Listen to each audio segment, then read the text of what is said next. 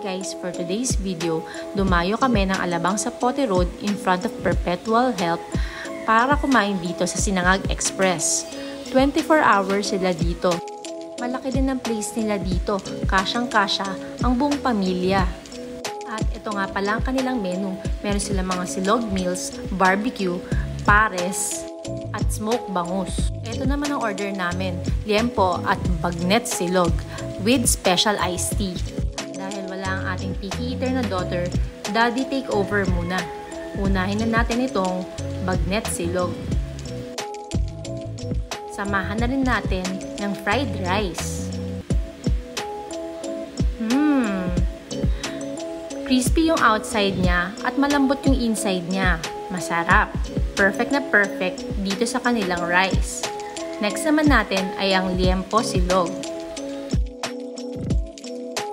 Kita nyo naman guys, itsura pa lang niya, nakakatakam na. Sobrang soft ng liempo nila at sobrang flavorful nito. Saktong-sakto dito sa kanilang fried rice.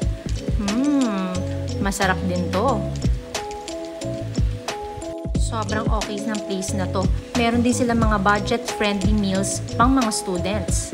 Ito naman ang kanilang special iced tea. Very strong yung lasa niya at lasa siyang homemade.